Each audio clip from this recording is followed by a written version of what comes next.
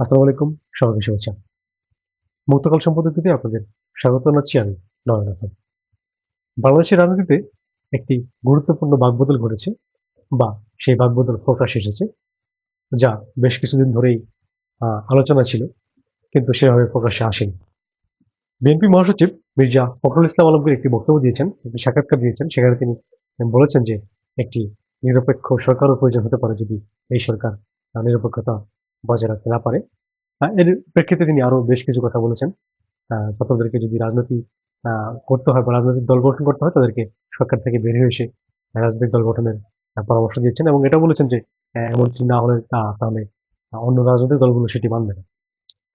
এর প্রেক্ষিতেই সরকারের উপদেষ্টা এবং ছাত্র আন্দোলনের নেতা নাহিদ ইসলাম তিনি একটি তীব্র প্রতিক্রিয়া দেখিয়ে এটি ফেসবুক পোস্ট করেছেন, এবং তিনি সেখানে বলেছেন যে রাষ্ট্রপতি আহ, অপসারণ, সংস্কার, জুলাই ঘোষণা এবং কি আরো বেশ কিছু বিষয়ে বিএনপির যে বিরোধিতা সেটা তিনি সামনে এনেছেন, এবং তিনি এটা বলেছেন যে এই নতুন সরকারের যে প্রস্তাবনা, যেটা চিন্তা, সেটা আরেকটি এক এগারো সরকারকে নিয়ে আসার ফন্দি ফিক্রি বলে তিনি মনে করছেন, এবং এর সাথে তিনি আরো বেশ কিছু বিষয় তার স্ট্যাটাসে লিখেছেন। তিনি একটি দীর্ঘ স্ট্যাটাস দিয়েছেন, সেখানে নানা বিষয় তিনি আলোকপাত করেছেন। একটি জাতীয় সরকার হওয়ার প্রয়োজনীয়তা তিনি ওই সময়টাতে ছিল বলে উল্লেখ করেছেন, এবং বিএনপি তাতে একমত হয়নি বলে তিনি সেখানে জানিয়েছেন। তো আরো তিনি শুধু নন, ছাত্র আন্দোলনের আরো যে নেতৃবৃন্দ আছেন তারাও বেশ প্রতিক্রিয়া দেখিয়েছেন ফেসবুকে।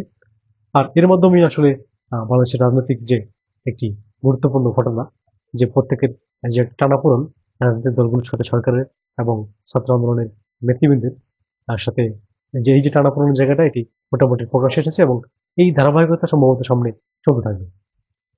আমরা হয়তো খুব নিকট ভবিষ্যতে বেশ কিছু বিষয় আমাদের সামনে আলোচিত হবে। সেখানে আওয়ামী লীগ নিষিদ্ধকরণের বিষয়টি ছাত্রদের যেটি প্রায়োরিটিতে আছে, সেটা এখনো পর্যন্ত বিএনপি এটাকে আটকিয়ে রেখেছে বা এটা বাধা দিচ্ছে বলে তারা একটা ধারণা দেওয়ার চেষ্টা করেছেন। আবার বিএনপি থেকেও ঠিক সরাসরি কোনো প্রশ্নোত্তর দেওয়া হয়নি। এটা বলা হয়েছে যে জনগণ সিদ্ধান্ত নেবে। জনগণের সিদ্ধান্তটা আসলে কিভাবে নেবে সেটাও আসলে পরিষ্কার না। এটা কি নির্বাচনী ম্যানিফেস্টো থাকবে, বা নির্বাচন যেটা সামনে আসছে, জনগণ সিদ্ধান্ত নিলে তো একটা নির্বাচন পর্যন্ত যাইতে হবে। সেটা কি এই নির্বাচন তাহলে কিভাবে হবে?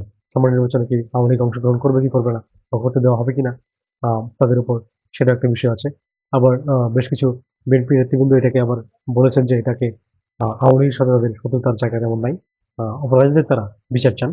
এখন অপরাধীকে কিভাবে ডিসাইড করা হবে, অপরাধীর মাত্রা এবং অপরাধটাকে কিভাবে এটাকে এখানে আনা হবে, সে অনেকগুলো বিষয় থাকবে। কাজেই আগামী রাজনীতি যে খুব সহজভাবে সমীকরণে মিলে যাবে, বিষয়টা এমন নাও হতে পারে। আমরা ধারণা করতেই পারি যে সামনে একটি জটিল সমীকরণ সামনে আসছে। বিশেষ করে যদি ছাত্ররা নতুন একটি রাজনৈতিক দল সামনে নিয়ে আসে, তাহলে বিএনপির সাথে তাদের যে বিরোধের জায়গাটা সেটা আরো বৃদ্ধি পাবে, এবং আরো বেশ কিছু বিষয় যেগুলোর সাথে রাজনৈতিক দ্বন্দ্বের যে বিষয়গুলো, সেগুলো তো বাংলাদেশের আবহমান করে যে আবহমান কাল থেকে যে রাজনৈতিক দ্বন্দ্ব, সেটা তো বয়ে আসছে। সেক্ষেত্রে আওয়ামী লীগের যারা সমর্থক আছেন তাদের ভূমিকা কি হবে? আরেকটি বড় ফ্যাক্টর আছেন জামাত ইসলামী, তাদের ফ্যাক্টর একটা আছে। তারা তাদের মতামতটা এখনো সেভাবে প্রকাশ করেনি। তাদের একটা মত যদি এখন আবার চলে আসে, তখন দেখা যাবে যে একটা রাজনীতিতে ত্রিমুখী একটা জায়গা তৈরি হবে।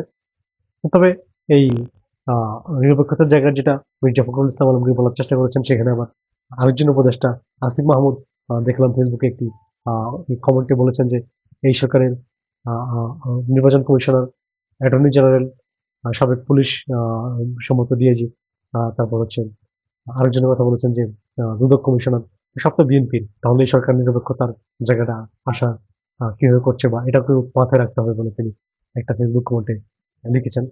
তো মোটামুটি যখন বেশ কিছুদিন থেকেই নাহিদ ইসলাম কিংবা আসিফ মাহমুদরা কয়েকটি আহ, খুব নিরপেক্ষ জায়গা বজায় রাখার চেষ্টা করছিলেন, এবং নিজেদেরকে একটি স্বতন্ত্র জায়গায় রাখার চেষ্টা করেছিলেন, কিন্তু তারা আসলে এই ফেসবুক স্ট্যাটাসগুলোর মাধ্যম দিয়ে নিজেদের অবস্থানকে একদমই পরিষ্কার করেছেন।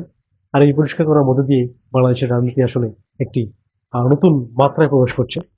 সেটা আসলে সামনে কি হবে এটা আমরা আসলে জানি না।